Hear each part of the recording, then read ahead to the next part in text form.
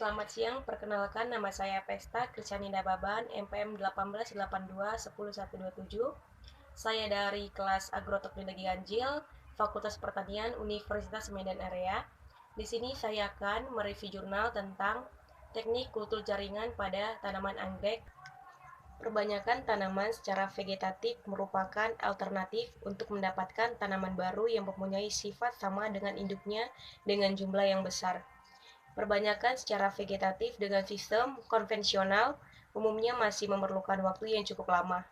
Oleh karena itu, saat ini di beberapa negara maju telah banyak dikembangkan suatu sistem perbanyakan tanaman secara vegetatif yang lebih cepat dengan hasil yang lebih banyak lagi. Kultur jaringan merupakan teknik pemeliharaan jaringan atau bagian dari individu secara buatan.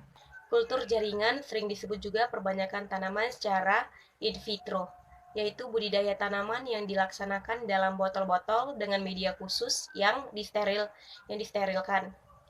Sistem perbanyakan tanaman dengan waktu yang singkat, tanaman baru yang dihasilkan mempunyai sifat-sifat biologis yang sama dengan induknya. Sistem budidaya jaringan juga memiliki keuntungan lain, yaitu penghematan tenaga, waktu, tempat, dan biaya. Kultur jaringan sudah diakui sebagai metode baru dalam perbanyakan tanaman. Tanaman yang pertama berhasil diperbanyak secara besar-besaran melalui kultur jaringan adalah tanaman anggrek. Dalam perbanyakan anggrek, teknik kultur jaringan bertujuan menghasilkan bunga dalam jumlah banyak dan seragam. Caranya dengan dilakukan menumbuhkan jaringan-jaringan vegetatif, akar, daun, batang, mata tunas, atau menumbuhkan jaringan-jaringan generatif, full embrio, dan biji. Pada media buatan berupa cairan atau padat, bebas mikroorganisme. Adapun alat dan bahan dalam kultur jaringan pada tanaman anggrek adalah Peptridis, difungsikan untuk pembiakan bakteri dalam mikrobiologi. Yang kedua, spatula, yang difungsikan untuk mengambil bahan kimia yang berbentuk padat dan dapat dipakai sebagai pengaduk larutan. Yang ketiga, ada pinset.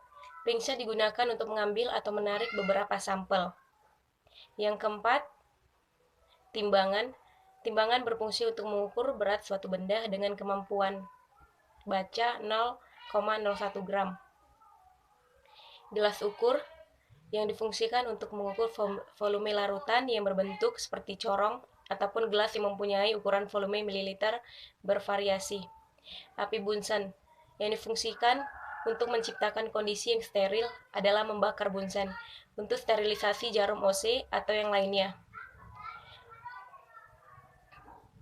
Pengaduk kaca yang digunakan untuk mengaduk larutan, encache yang digunakan untuk menjaga ruang kerja untuk stabilisasi media alat ukur jaringan.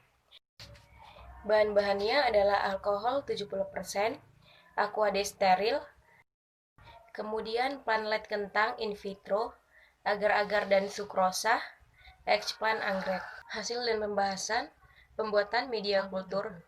Tingkat keberhasilan perkecambahan biji anggrek secara in vitro umumnya sangat tinggi jika syaratnya terpenuhi, yaitu kondisi yang aseptik pada biji dan media kultur, kecukupan kandungan gula sebagai sumber energi, dan kecukupan nutrisi dan senyawa organik yang diperlukan untuk perkecambahan pertumbuhan menjadi sterling. Berdasarkan persyaratan tersebut, formulasi media tanam sangat mempengaruhi pertumbuhan anggrek secara in vitro. Sampai saat ini telah banyak dilakukan penelitian mengenai media tanam yang cocok untuk pembuatan dan perkembangan anggrek secara in vitro. Media tumbuh yang biasa digunakan untuk pembesaran anggrek adalah media VW atau Fission and Wen. Berdasarkan pengamatan dapat dilihat bahwa media PDA hanya mengalami kontaminasi sebesar 7%.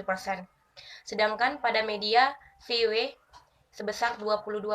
Hal ini dapat disebabkan oleh beberapa faktor, diantaranya pada proses akhir memasak, yaitu kurang kuat dalam menutup botol dan tempat penyimpanan media.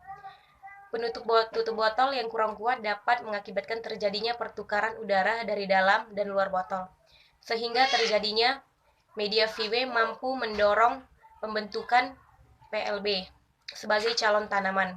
Kesimpulan yang dapat diambil dari penelitian yang dilakukan adalah pembuatan media kultur di media PDA, dan media VW. Kontaminasi pada pembesar plantlet banyak terjadi pada subkultur 1 dan 2, yaitu sebesar 28 dan 20%. Tingkat keberhasilan pada aklimatisasi adalah 100%. Perbandingan daya tumbuh bibit, tanaman remaja, dan dewasa pada dua greenhouse tidak menunjukkan perbedaan yang tinggi. Namun sedikit lebih baik pertumbuhannya pada greenhouse 2, pemeliharaan tanaman, terutama pada pengendalian hama dan penyakit tanaman masih rendah. Pemeliharaan dan perawatan dilakukan oleh petani yang berbeda. Terima kasih.